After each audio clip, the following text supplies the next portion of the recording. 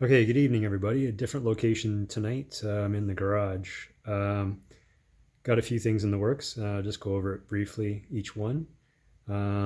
Maybe I'll start with the mess in the upper left-hand corner here.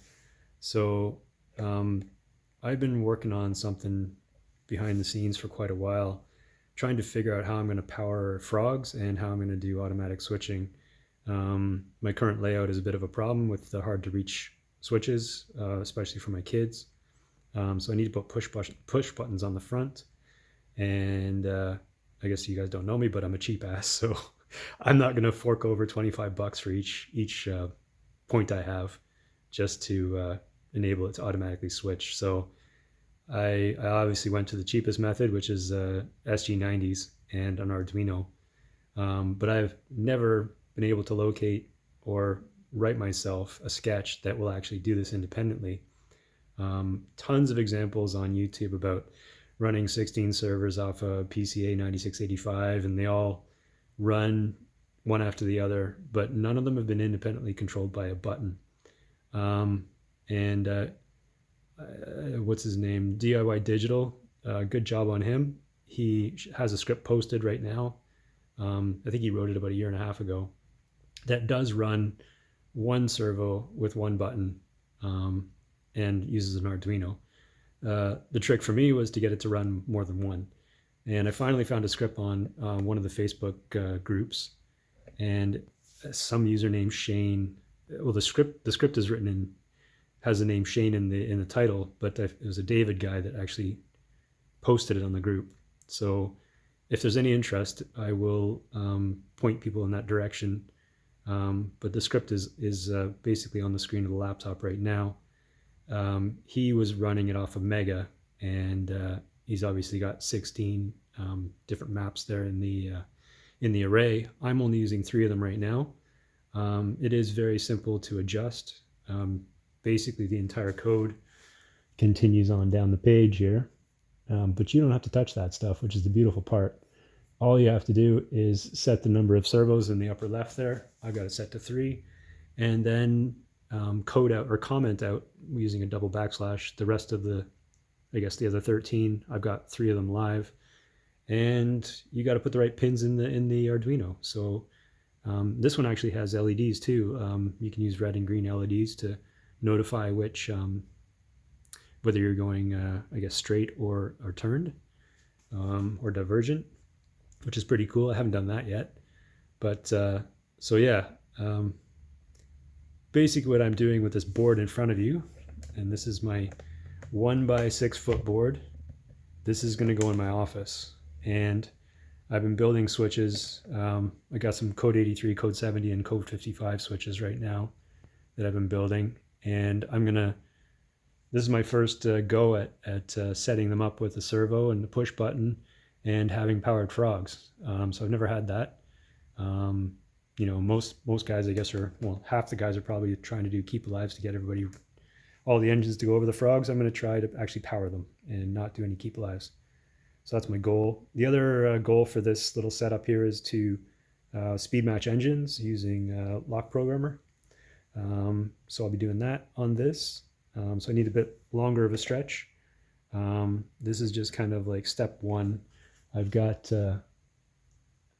something in any rail here. So this is my office upstairs. I'll just zoom in. So this is what I envisioned. The purple thing is my filing cabinet, and the other big rectangle is my desk. And so this little 1 by 6 thing is this little bit right here, the straight section. So I've got it kind of going around 3 walls in my office as a point-to-point.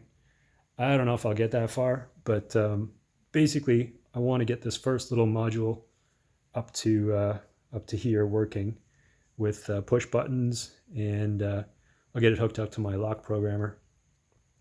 And the other challenge I have, which I've taken on or going to take on, is this scissor Y here. So I'm going to custom build. I really like building these switches, so I'm going to try and do all this kind of complex in my scissor Y here, these complex crossings. Like there's 1, 2, 3 curved crossings. I don't know how I'm going to do it yet, but it's going to be code 70. Um, and I'm going to try and map them out, I guess, draw them out on a piece of paper and try and see if I can make it work. So that's a challenge for me. I think it'd be pretty cool to see if I get it working. Anyway, yeah, so that's the thing here that I'm working on. Yeah, I'll just show you the some of the track work down below. I zoom out.